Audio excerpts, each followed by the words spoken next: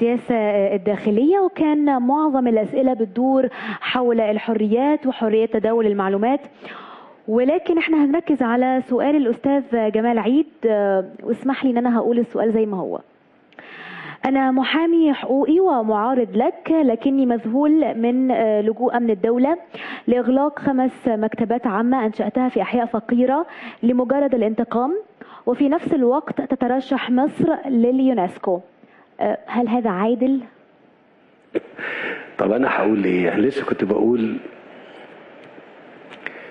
الإجراء القانوني موجود، والقضاء في مصر ما حدش بيقدر يتدخل فيه. بجد بجد مش كده يعني. بنبقى قاعدين نقول يا جماعه الموضوع ده عايزين يعني يخلص بسرعه كده عشان الناس غضبانه وكده.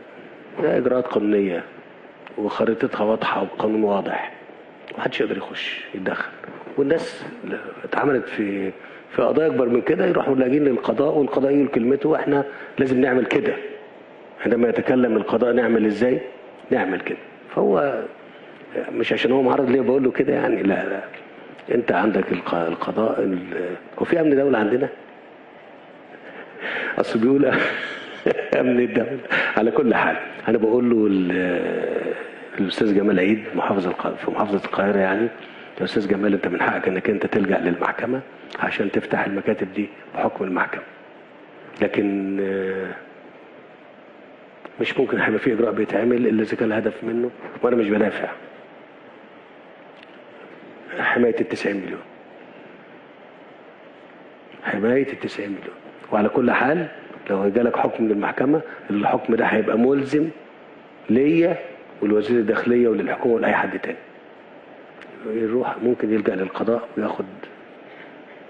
بخصوص ملف السياسة الخارجية ورد العديد من التساؤلات في محاور عدة، منها ملف سد النهضة الإثيوبي ومشاكل دول حوض النيل، كمان سياسة مصر الخارجية مع بعض الدول الكبرى والتحديات اللي بتواجه الإقليم. أخذنا نموذجين من الأسئلة، وهما سؤال الأستاذ مجدي عبد الوهاب اللي بيقول: السلام عليكم ورحمة الله وبركاته. من المواطن مجدي عبد الوهاب إلى سيادة الرئيس عبد الفتاح السيسي، لماذا لم تتخذ بعض الإجراءات مثل رجب طيب أردوغان في إقصاء كل معارضيه، وخصوصا ان بلادنا في حالة حرب؟ يعني السؤال كما هو. انا ما كنتش حابب ان انتوا بس تقولوا اسماء يعني. انا بطرح السؤال زي ما هو يا سيادة الرئيس. طيب احنا ما بنذكرش اسماء حد وما بنسقش لحد بيسأل لنا او خالص.